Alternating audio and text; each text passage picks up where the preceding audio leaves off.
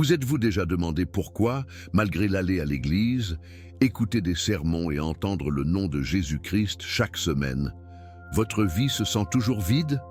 Pourquoi vos prières semblent inconnues, votre foi est faible et votre lien avec Dieu continue de décolorer? Et si la raison n'est pas vous, mais celle qui vous prêche? Oui, vous avez bien entendu. Tous les prédicateurs qui utilisent la Bible ne conduisent pas les gens vers Dieu. En fait, certains font exactement le contraire. Et vous pourriez être sous leur influence sans même le savoir. Jésus lui-même nous a avertis dans Matthieu 7,15. Attention aux faux prophètes. Ce n'est pas seulement un avertissement général, c'est une alarme spirituelle. Parce qu'en ce moment, d'innombrables voix prêchent, prophétisent et se produisent au nom de Jésus-Christ. Mais derrière leurs mots se trouve un motif caché: puissance, argent, contrôle. Ils utilisent la Bible comme un outil, pas comme une vérité. Ils parlent de foi mais vous mènent à la confusion. Et si vous n'avez jamais demandé ce que vous entendez, vous pourriez déjà être pris dans leur piège. Ce n'est pas un jeu, c'est votre âme. Dans cette vidéo, nous allons exposer les 5 signes les plus dangereux que quelqu'un utilise la Bible pour vous éloigner de Dieu. Ce ne sont pas seulement des théories, ce sont des modèles. Jésus, Paul et Peter nous ont mis en garde dans les Écritures. Vous êtes sur le point d'apprendre à tester chaque prédicateur, chaque message, chaque mouvement de Dieu contre la parole elle-même. Parce que la vraie foi n'est pas basée sur les sentiments, il est ancré dans la vérité. Et lorsque vous comprenez ces signes, vos yeux spirituels s'ouvriront comme jamais auparavant. Alors, avant de plonger, permettez-moi de vous demander quelque chose. Avez-vous déjà suivi un prédicateur qui vous a laissé plus tard désillusionné? Avez-vous déjà donné, servi et fidèle, seulement pour finir par sécher spirituellement? Si c'est le cas, ce message est exactement ce que votre cœur attendait. Et sinon, vous en avez encore plus besoin. Vous pouvez donc reconnaître le piège avant qu'il ne vous attrape. Restez avec moi jusqu'à la fin, car ce que vous découvrirez aujourd'hui pourrait protéger votre destin et vous ramener aux pieds de Jésus-Christ. Et bon, si vous croyez au pouvoir de la foi, à la vérité de la Bible et à l'appel de Dieu sur votre vie, n'oubliez pas de vous abonner et d'allumer les notifications. Ce n'est pas seulement une autre vidéo, c'est un réveil. Allons plus, loin ensemble. Et si vous êtes prêts, tapez « Je suis prêt à voir la vérité » dans les commentaires. Commençons. Il y a une raison pour laquelle Jésus-Christ nous a prévenus avec une telle urgence dans Matthieu 7,15. Attention aux faux prophètes. Ils viennent à vous dans les vêtements de mouton, mais ils sont intérieurement des loups féroces. Ce n'est pas seulement une métaphore poétique, c'est un appel à la vigilance spirituelle. Vous voyez, tous ceux qui prêchent en utilisant la Bible marchent vraiment avec Dieu. C'est vrai, juste parce que quelqu'un détient les Écritures et cite les versets avec l'autorité ne signifie pas qu'ils sont oints par le Saint-Esprit. En fait, certains d'entre eux sont très loin du cœur de Dieu. Ils ont maîtrisé l'art de paraître saints, mais leur mission n'a rien à voir avec vous rapprocher de la foi ou des bras de Jésus-Christ. Leur véritable objectif? Pouvoir, argent, admiration, toute la vérité de l'Évangile. Imaginez ceci, un prédicateur debout sur scène, Bible à la main, voix tremblante avec passion. Mais dans les coulisses, ils traitent la parole sacrée de Dieu comme un script pour la manipulation. Ils savent exactement quels versets remuent les émotions, quelles phrases peuvent déverrouiller votre portefeuille et quel ton les fait ressembler à un navire de l'autorité divine. Et pourtant, leur vie personnelle, cachée dans les ombres, leur motivation, liée à l'ego, leurs sermons, conçus pour vous divertir, pas transformer. Il s'agit du théâtre spirituel. Et malheureusement, beaucoup achètent sans le savoir les sièges à premier rang. Si vous n'avez jamais demandé qui nourrit votre âme, vous êtes peut-être déjà sous un sort subtil. Maintenant, soyons clairs. Tous les prédicateurs qui font une erreur sont faux. Nous sommes tous en deçà de la gloire de Dieu. Mais il y a une différence entre l'erreur humaine et la tromperie délibérée. Ce dernier porte un masque de sainteté pour gagner une influence. Ces individus ne sont pas simplement confus. Ils sont calculés.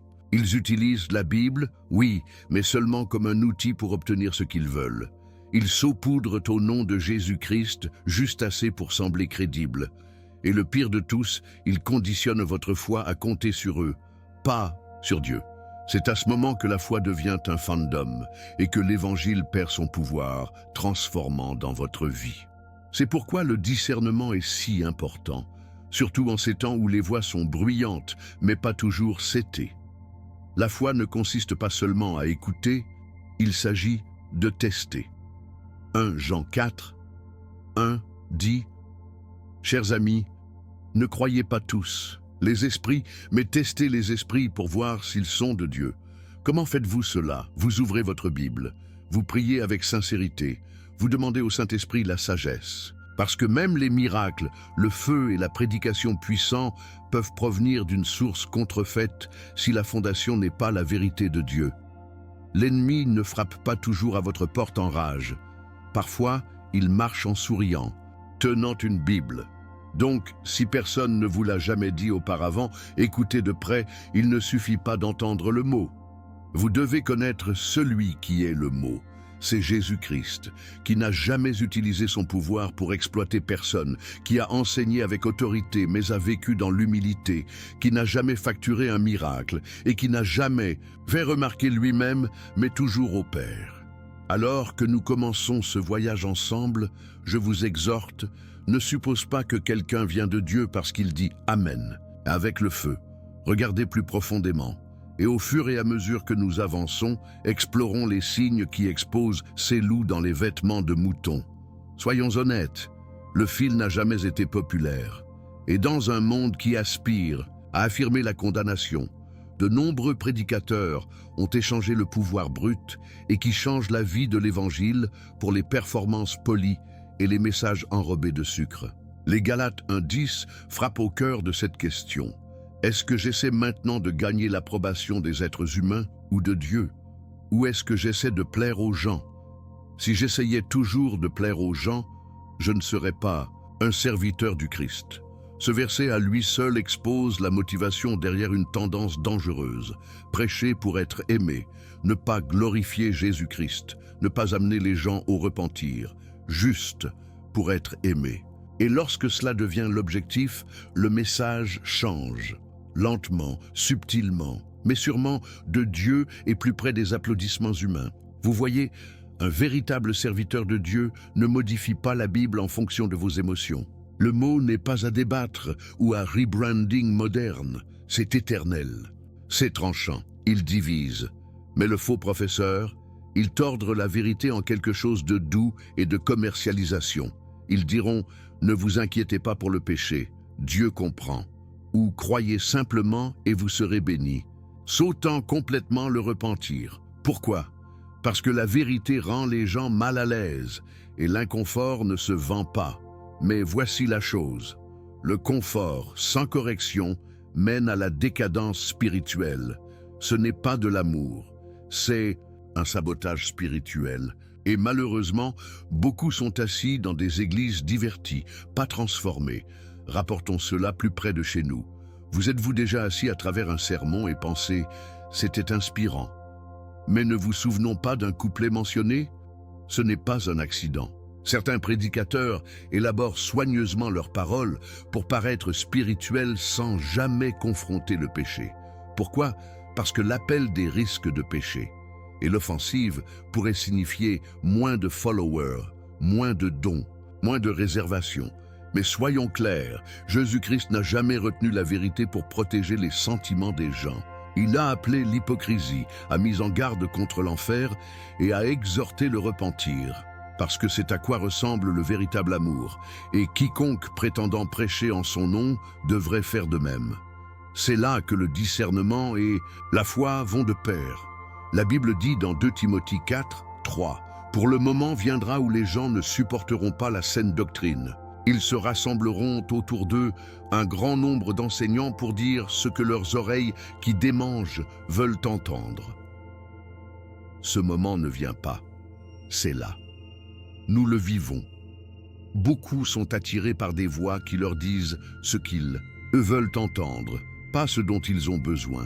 Mais la foi ne se construit pas sur la flatterie, elle est construite sur la vérité. Et la vérité de Dieu ne se sent pas toujours bien. Parfois, il condamne, parfois, il coupe profondément. Mais cela apporte toujours la vie si vous le recevez avec humilité. Voici donc la vraie question. Suivez-vous quelqu'un qui vous conduit à la vérité ou vous divertit simplement? Si vous ne vous sentez jamais condamné, jamais mis au défi, jamais exhorté à aller plus loin dans votre marche avec Dieu, alors il est peut-être temps de réévaluer qui parle de votre vie. Parce que la parole de Dieu n'est pas censée être modelée autour de votre style de vie. Elle est censée vous façonner dans l'image du Christ. Au fur et à mesure que nous entrons dans le signe suivant, préparez votre cœur à tester tout ce que vous entendez. Pas simplement parce que cela vous fait ressentir, mais si cela s'aligne sur la vérité immuable de la Bible. Il y a quelque chose de profondément troublant dans de nombreuses églises aujourd'hui, des plateformes construites plus pour les personnalités que pour la présence de Dieu. Et quand vous regardez attentivement, vous remarquerez un changement dangereux. L'accent n'est plus mis sur Jésus-Christ, mais sur le prédicateur. Jean 3,30 ne pouvait pas être plus clair. Il doit devenir plus grand, je dois devenir moins. C'était le cœur de Jean-Baptiste, et ce devrait être le cœur de chaque vrai serviteur de Dieu. Mais malheureusement, certains ont renversé le script, leur message, leur ministère, leur image de marque. Il y en a tout. Pas la foi, pas la Bible, pas Dieu, juste eux. Vous l'avez probablement vu, les prédicateurs qui ne disent jamais « ouvrez nos Bibles ». Mais dites-moi toujours « permettez-moi de vous dire ce que Dieu m'a dit hier soir ». Tout tourne autour de leur vision, de leurs rêves, de leur onction spéciale. Ils parlent comme s'ils étaient les seuls ayant accès au ciel, comme Jésus-Christ lui murmure des secrets et eux seuls.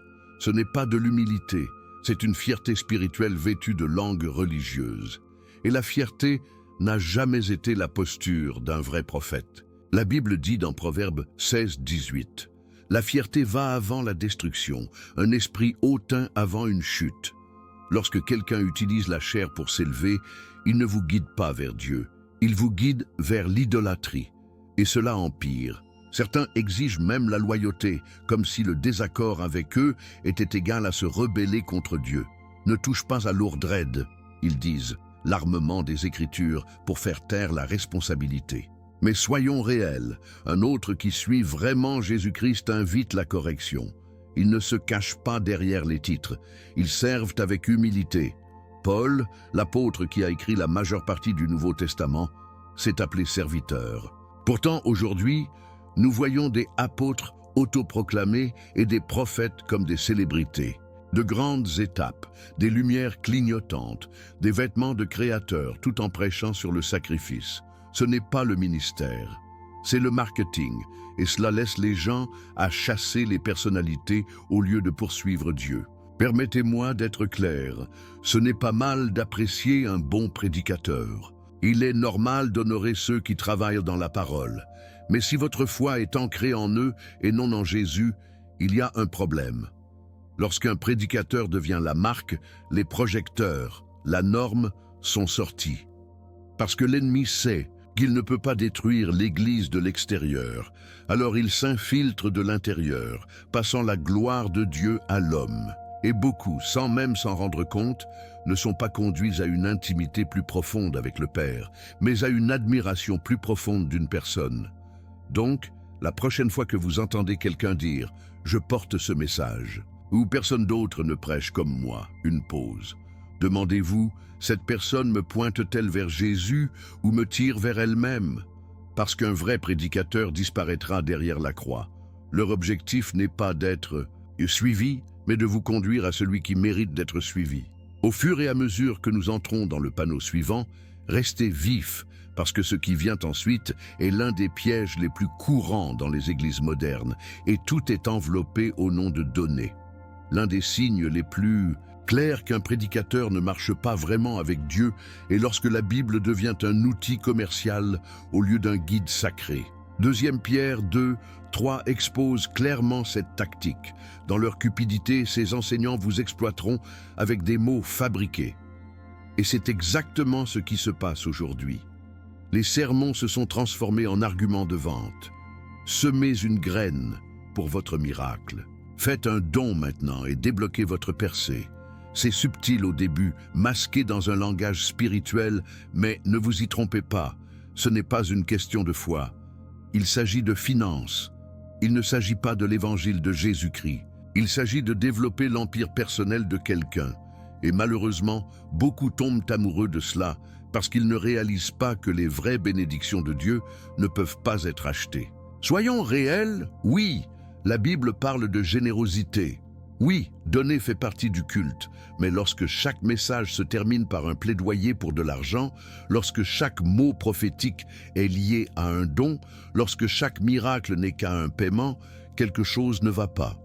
Jésus a retourné les tables dans le temple, non pas parce que les gens offraient des offrandes, mais parce qu'ils ont transformé une maison de prière en marché. Matthieu 21, 12, 13. Imaginez comment il réagirait aujourd'hui, en entrant dans les églises où le moment d'offrande devient plus de battage médiatique que le sermon. Ce n'est pas le ministère, c'est la manipulation.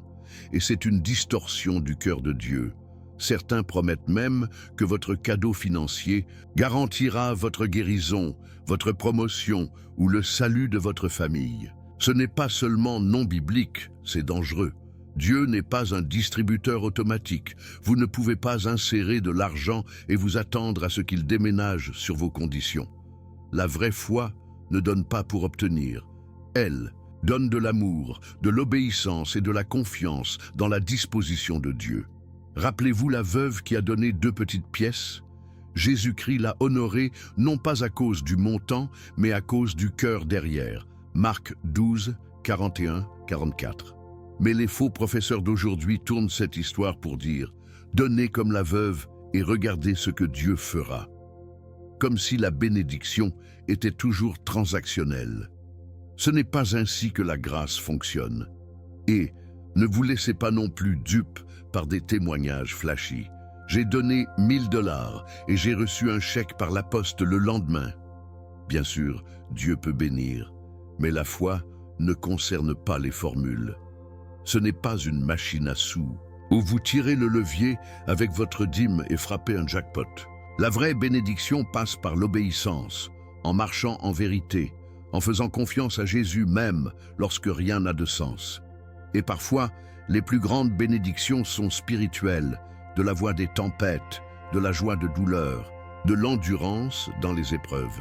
Mais ceux-ci ne se vendent pas bien à la télévision, n'est-ce pas? Ainsi, le faux prédicateur saute cette partie et vous dit simplement comment devenir riche par la foi. Voici donc le test. Si un prédicateur ne peut pas enseigner sur la sainteté, le repentir et la peur de Dieu, sans ajouter un argumentaire financier à la fin, soyez prudents. Parce que lorsque l'argent devient le motivateur, le message ne concerne plus la Bible, la foi ou le royaume de Dieu. Il s'agit de construire leur marque, pas le vôtre, au paradis. Alors que nous nous dirigeons vers le signe suivant, gardez votre cœur, gardez. Ce dont nous allons parler ensuite n'est pas de ce que disent les prédicateurs, il s'agit de la façon dont ils vivent. Et croyez-moi, leurs fruits ne mentent jamais. Vous avez entendu le dicton « Pratiquez ce que vous prêchez ».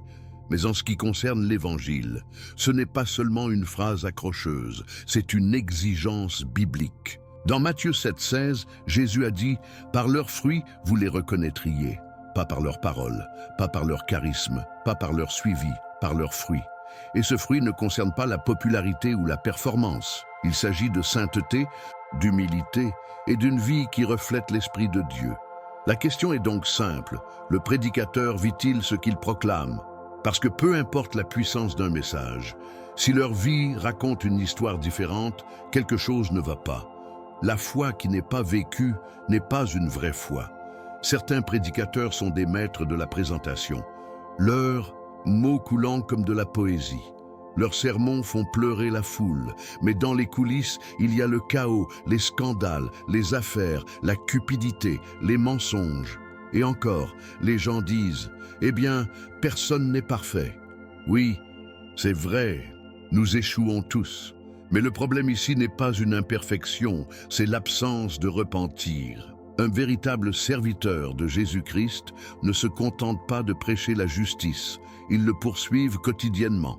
Ils pleurent sur leurs péchés, ils recherchent la responsabilité, ils marchent dans la lumière et ne se cachent pas dans l'ombre. Et quand ils tombent, ils ne le couvrent pas avec des déclarations de relations publiques, ils avouent et laissent la grâce de Dieu les restaurer. La Bible nous avertit encore et encore d'être vigilants des loups dans les vêtements de moutons. Mais voici la torsion. Certains loups savent agir comme des moutons. Ils connaissent la langue. Ils citent les bons versets.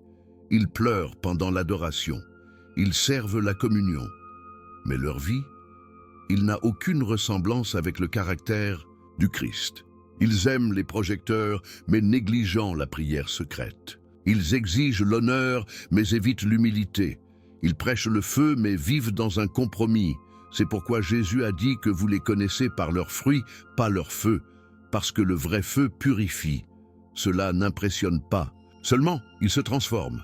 Et si la vie d'un prédicateur est pleine de péchés, de fierté ou d'immoralité impénitent, vous n'avez pas besoin d'un mot prophétique pour discerner la vérité. La Bible vous l'a déjà dit. Rapportons à la maison.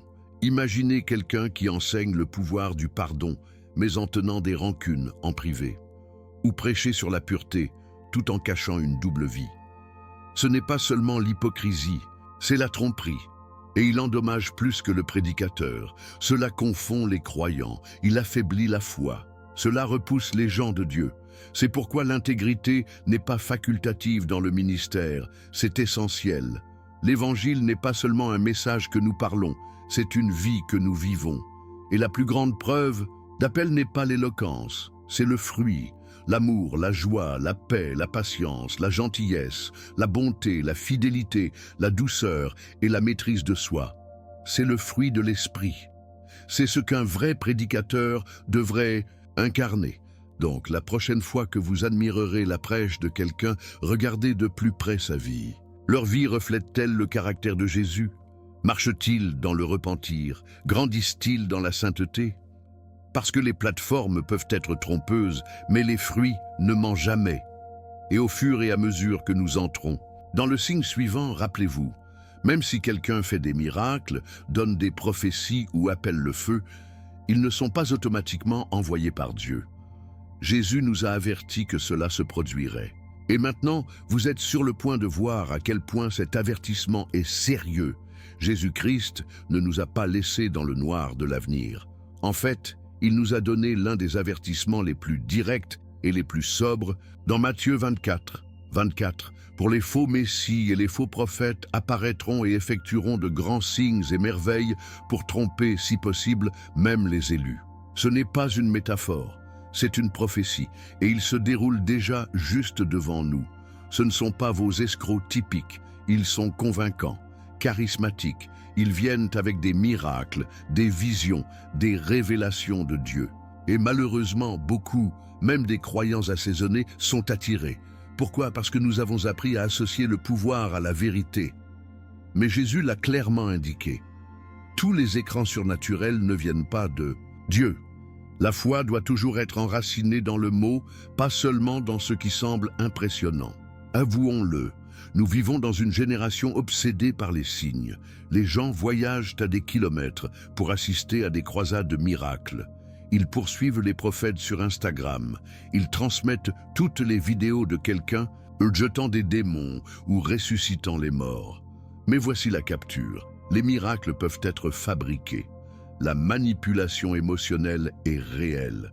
Et même Satan sait imiter le surnaturel. Dans Exode 7, les magiciens de Pharaon ont reproduit certains des miracles de Moïse.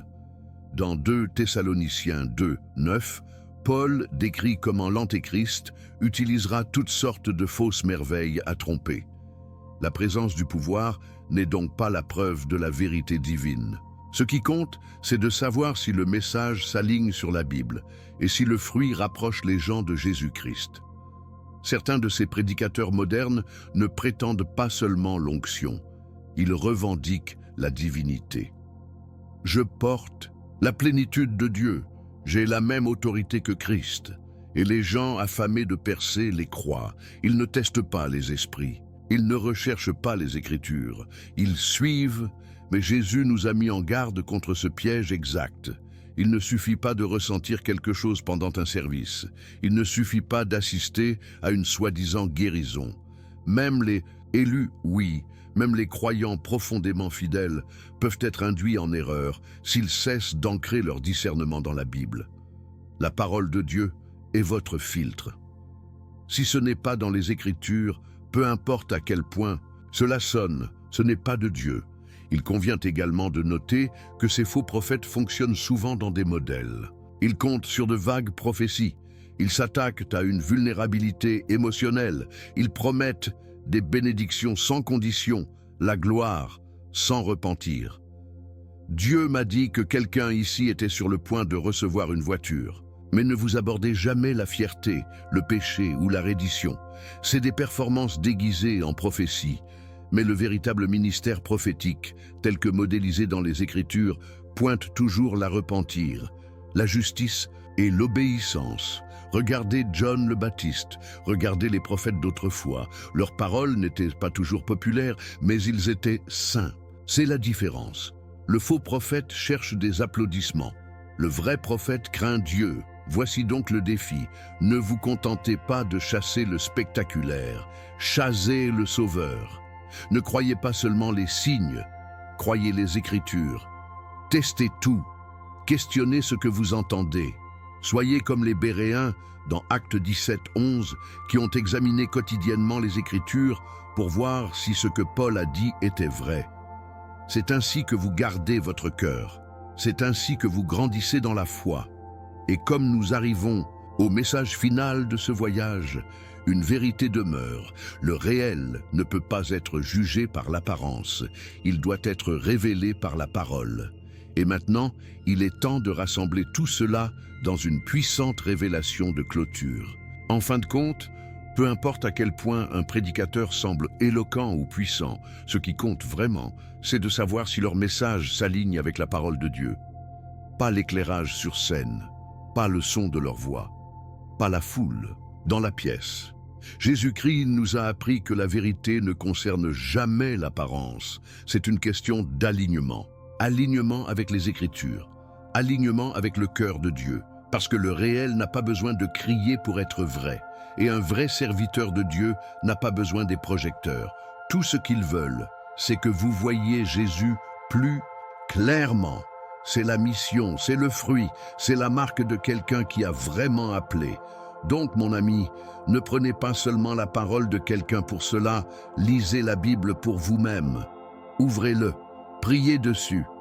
Laissez le Saint-Esprit vous conduire dans toute la vérité, parce que votre foi est trop précieuse pour être construite sur des condamnations empruntées.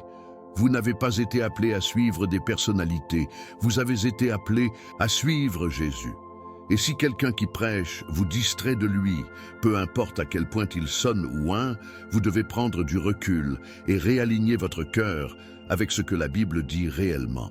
La foi n'est pas construite sur les émissions de feu, elle est construite sur la vérité. Il est construit sur la conviction. Il est construit sur le genre d'amour qui corrige et se transforme. Et peut-être, juste peut-être, vous avez vu certains de ces signes. Peut-être que vous avez suivi un prédicateur qui vous a laissé plus confus que condamné. Peut-être que votre esprit vous a tranquillement poussé en disant « Cela ne semble pas bien ». Ce n'est pas seulement un doute, ce pourrait être le discernement. Ne l'ignorez pas, ne faites pas taire cette voix. Dieu vous a donné le don du discernement pour que vous ne tombiez pas dans la tromperie. Utilisez-le, penchez-vous dedans et retournez toujours aux Écritures. C'est là que la clarté vit, c'est là que la paix revient, c'est là que Jésus parle directement à votre âme, sans filtre, sans frais et sans manipulation. Maintenant, je veux te défier. Pensez aux prédicateurs que vous avez suivis. Les messages que vous avez reçus, vous conduisent-ils dans une foi plus profonde? Inspirent-ils un véritable repentir? Vous donnent-ils envie d'ouvrir votre Bible et de connaître Dieu plus intimement? Sinon, il peut être temps de changer. Il est temps de rechercher le genre d'enseignement qui ne touche pas seulement vos émotions, mais transforme votre cœur. Et si vous avez rencontré quelqu'un comme ça, troupez son nom dans les commentaires. Pas à la honte, mais à ouvrir les yeux. Aidons-nous les uns les autres à rester éveillés et conscients dans un temps plein de bruit. Parce que ce n'est pas une question de jugement. Il s'agit de discernement. Il s'agit de protéger votre âme de la tromperie et de se rapprocher de celui qui est mort pour vous libérer. Jésus-Christ est le seul nom qui mérite d'être suivi. Donc si vous voulez savoir comment repérer un vrai prédicateur de Dieu, et si vous êtes prêt à découvrir ceux qui portent vraiment son esprit, ne manquez pas ce qui va suivre. Nous commençons juste. Maintenant que vous avez vu la vérité, il est temps de vous demander, ai-je suivi la voie de Dieu ou juste une voie qui semble convaincante? Ce n'est pas quelque chose à ignorer. Votre foi, votre éternité, votre relation avec Jésus-Christ dépend de ce que vous recevez, de qui vous croyez et de la profondeur de la Bible. Voici donc la question à laquelle je veux répondre dans les commentaires en ce moment. Avez-vous déjà rencontré un prédicateur qui a utilisé la Bible, mais vous a éloigné de Dieu? Votre histoire pourrait aider quelqu'un d'autre à se réveiller. Et si ce message ouvrit les yeux, même juste un peu, ne le gardez pas pour vous. Partagez-le avec un ami, un membre de la famille ou quelqu'un qui pourrait être assis sous la mauvaise voie. Cela pourrait sauver la foi de quelqu'un. Et n'oubliez pas ce bouton abonnez-vous et activez les notifications, car vous ne voulez pas manquer la prochaine vidéo. Ce qui arrive pourrait se transformer complètement la façon dont vous discernez la vérité dans ces derniers jours.